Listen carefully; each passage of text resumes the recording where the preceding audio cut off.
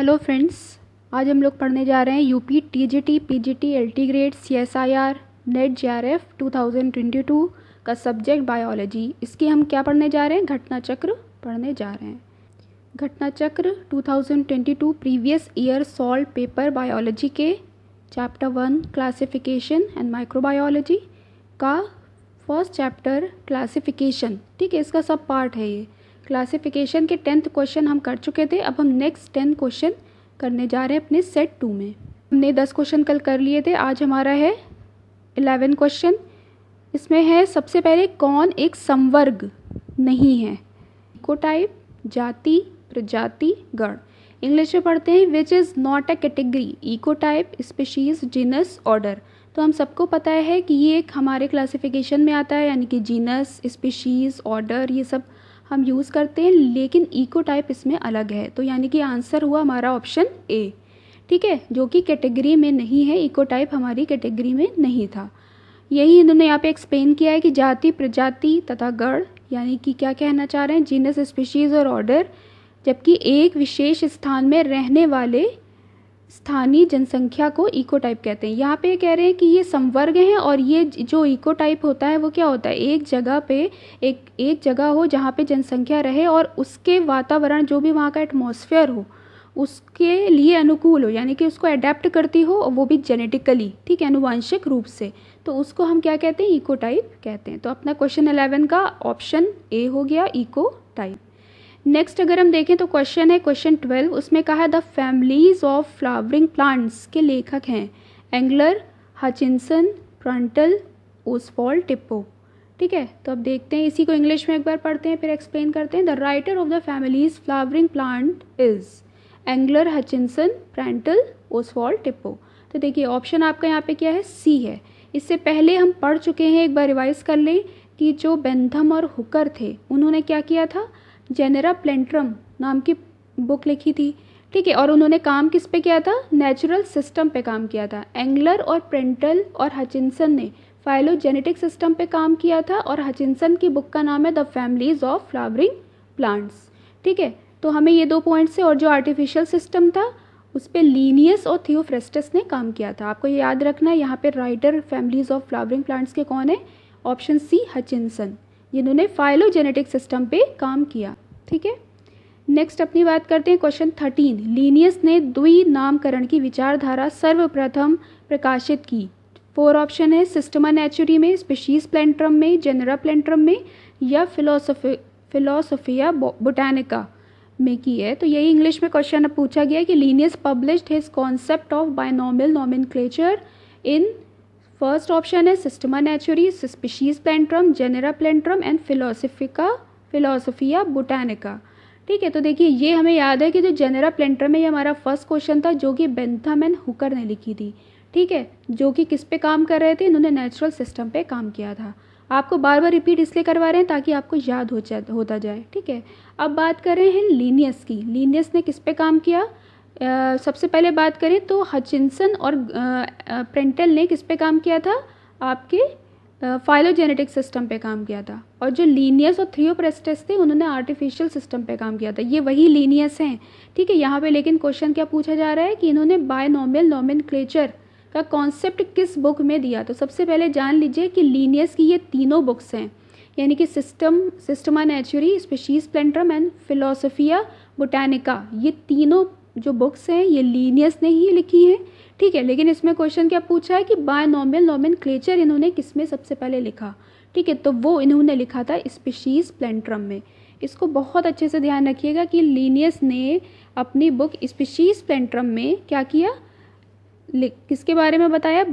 आपके binomial nomenclature के बारे में बताया था, ठीक है। इस बात को बहुत अच्छे से ध्यान रखिएगा। Systema Naturae, Species Plantarum and Philosophia Botanica तीनों पुस्तकें लीनियस द्वारा लिखी गई हैं। इन्होंने द्विनामकरण बायनॉमियल नॉमेनक्लेचर की विचारधारा सर्वप्रथम 1753 में प्रकाशित स्पीशीज प्लेंट्रम में पौधों के लिए प्रस्तुत की, ठीक है। 1753 हो सकता हो कि अब आगे आने वाले एग्जाम्स में इसका ईयर पूछ लिया जाए, इसलिए इसको याद रखिए। बाद में 1758 में इन्होंने सिस्टमा नेचुरी, यानी कि अब ये दूसरी पुस्तक की बात हो रही है जो फर्स्ट यहाँ पे लिखी हुई है, सिस्टमा नेचुरी की 10th यानी कि 10वें संस्करण में इन्होंने जंतुओं की बात की। हालांकि सिस्टमा नेचुरी का प्रथम संस्करण यानी कि जो सिस्टमा नेचुरी इनकी ये वाली बुक है, इसका फर्स्ट संस्करण 1735 में प्रकाशित हुआ था। यहाँ पे इन्होंने दो बुक्स की बात की, एक तो हमारा आंसर है 1753 में, उसमें इन्होंने बायनोमियल नोमेनक्लेचर की बात की, ठीक है। लेकिन फिर बात कर रहे हैं ये अपनी दूसरी बुक, ठीक है, इसकी बात करें सिस्टमा नेचुरी। सिस्टमा नेचुरी इनकी फर्स्ट ये बुक है जो पहला ऑप्शन है। इसका प्रथम संस्करण फर्स्ट एडिशन 1735 में प्रकाशित हुआ था, जबकि जो 10वां संस्करण था यानी कि 1758 ईस्वी में सिस्टमा नेचुरी में उन्होंने किसकी बात की, जंतुओं की बात की। ये पैराग्राफ बहुत इंपॉर्टेंट है, इसको आप लोग बहुत अच्छे से अपने दिमाग में बिठाइएगा। इन्होंने इस लीनियस की यहाँ पे 3 बुक्स ऑप्शन में दी हैं, लेकिन इन्होंने जो एक्सप्लेनेशन किया है उसमें सिर्फ 2 बुक्स के बारे में डिटेल किया है, ठीक है।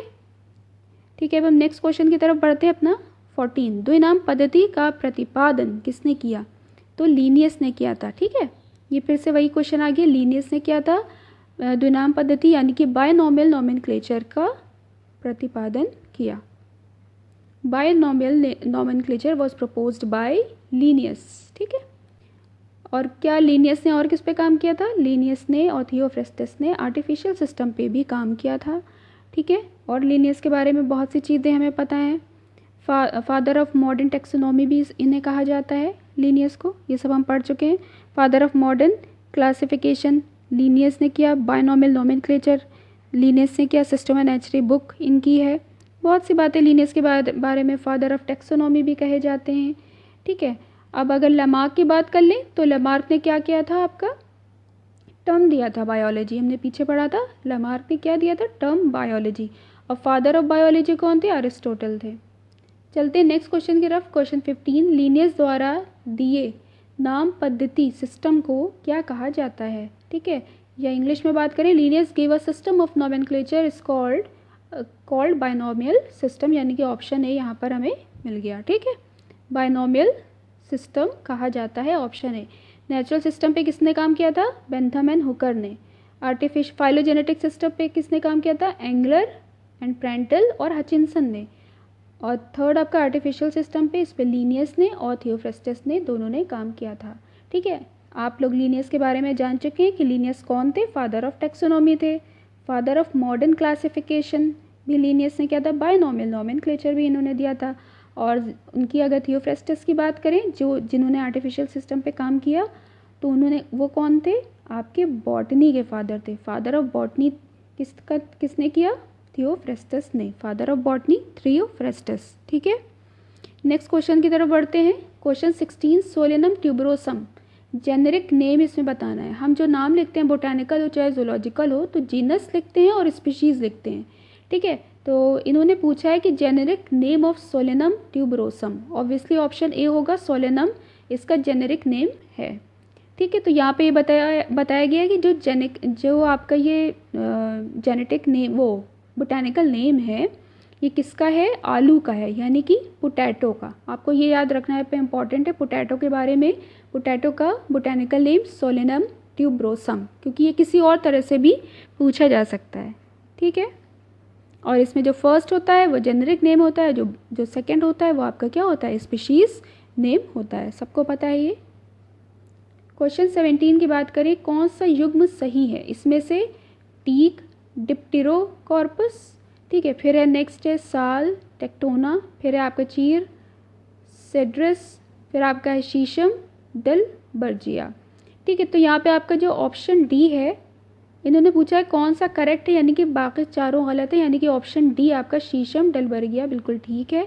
क्योंकि अगर हम यहाँ पर बात करें तो शीशम का जो वानस्पतिक नेम है, यानी कि बोटानिकल नेम है, वो है डलबर्गिया सिसु, ठीक है, सिसु है, ये याद रखिएगा। और इसमें आपका बर्गिया जो है, ये आपका, या डलबर्जिया जो भी पढ़ें, इसको जेनेरिक नेम है, और सिसु जो है आपकी स्पेसिफिक एपिथेट है, ठीक है। अब अगर आगे बात करें कि टीक का क्या नाम है, तो टीक का होगा टिक्टोना, साल का होगा सोरिया, और चीर का होगा पाइनस, ठीक है। ये भी गलत, ये यहाँ पे ऑप्शंस गलत दिए गए थे आपको ये, ठीक है। फिर से एक बार बात करें तो टीक का क्या है, टीक का है टिक्टोना, यहाँ पे लिखा हुआ है टीक का टिक्टोना, साल का सोरिया और चीर का पाइनस है, ठीक है, ये आपको याद रखना होगा। इंपॉर्टेंट है ये आपका। तो शीशम का बोटेनिकल नेम हमने क्या पढ़ा, डलबर्जिया सिसु, ठीक है। इससे पहले हमने क्या पढ़ा था, सोलेनम ट्यूबरोसम पोटैटो का बोटेनिकल नेम, फिर शीशम का बोटेनिकल नेम डलबर्जिया सिसु, ठीक है। बाकी टीक का क्या है, टिक्टोना से शुरू है, साल का सोरिया से शुरू है और चीर का पाइनस से शुरू है, ठीक है। जेनेरिक नेम इनके ये हैं। नेक्स्ट चलते हैं अपने क्वेश्चन 18 में, जिन्होंने एक तरफ दी है वैरायटी और दूसरी तरफ उनके बोटेनिकल नेम दिए, जैसे कि गेहूं का क्या होगा, अश्वगंधा, मूंगफली, चावल। तो देखिए गेहूं का होता है ट्राइटिकम वुल्गेरी, ठीक है आपका, और आपका बी अश्वगंधा का होगा विदानिया सोमनिफेरा, और आपका मूंगफली यानी कि ग्राउंड नट का होगा अरेकिस हाइपोजिया, ठीक है, और चावल का आपका होगा ओराइजा सेटाइवा, ठीक है। इसके अकॉर्डिंग अगर देखा जाए तो आपका ऑप्शन डी यहाँ पे राइट है। इसको एक बार इंग्लिश में देख लेते हैं। यहाँ पे भी देखिए वीट, ये आपका फोर्थ ऑप्शन सही है यहाँ पे डी। तो वीट का आपका है 4, तो वीट का हो गया ट्राइटिकम वल्गेरी, ठीक है।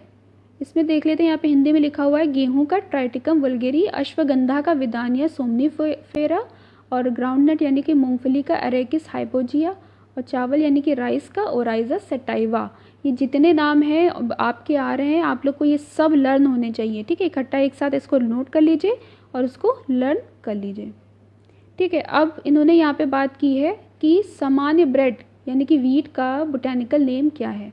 Botanical name of common bread wheat is, तो आपका है ट्राइटिकम एस्टिवम। अभी हमने पीछे क्या पढ़ा था, गेहूं का, तो क्या था, गेहूं का आपका ट्राइटिकम वल्गेरी था, और यहाँ पे जो आपकी ब्रेड वीट है ना, ब्रेड का जो गेहूं होता है उसे कहा वीट है, उसका है ट्राइटिकम एस्टिवम। ये डिफरेंस याद रखिएगा, ठीक है। फिर नेक्स्ट बात करें क्वेश्चन 20 की तरफ, जिसमें है cauliflower, cabbage, knolkhol and turnip belong to how many genera, कितने जेनेरा इसमें हैं। तो ये सारे एक ही जेनेरा का है, यानी कि जेनेरिक नेम इनका सेम है, ऑप्शन है यहाँ पर राइट होता है। इसको डिटेल में देख लेते हैं, ये आप स्क्रीनशॉट ले लीजिएगा। कॉलीफ्लावर ब्रेसिका ओलिरेसी, ठीक है, वैरायटी अलग है लेकिन जेनेरिक नेम यानी कि ब्रेसिका कॉमन है। फिर कैबेज की बात करें तो ब्रेसिका ओलिरेसी ये भी है, और वैरायटी इसकी कैपिटाटा है, ठीक है। फिर बात करें ये आपकी गांठ गोभी की, तो ये आपकी है ब्रेसिका ओलिरेसी, वैरायटी है कॉन्गिलोड्स, ठीक है। शलजम की बात करें यानी कि टर्निप, तो ब्रेसिका रापा। तो इन सब के जेनेरिक नेम एक है, इसलिए आपका ऑप्शन डी यहाँ पे राइट होता है। ये आप बोटेनिकल नेम जो हैं ये आप याद करिएगा, ये इंपॉर्टेंट है, ये और किसी तरह से पूछे जा सकते हैं, ठीक है। ब्रेसिका ओलिरेसी है, यहाँ पे वैरायटी बॉटरेलिस, यहाँ पे भी ब्रेसिका ओलिरेसी है, वैरायटी कैपिटाटा, यहाँ पे भी ब्रेसिका ओलिरेसी है, वैरायटी गोंगी लोड्स, और यहाँ पे है ब्रेसिका रापा। शलजम का टर्निप का क्या है, ब्रेसिका रापा, ये याद रखिएगा, ठीक है। तो आपके यहाँ पे 20 क्वेश्चन ख़त्म होते हैं। नेक्स्ट 10 क्वेश्चन के साथ हम लोग अगले वीडियो में मिलेंगे सेट 3 में। तब तक के लिए थैंक यू सो मच।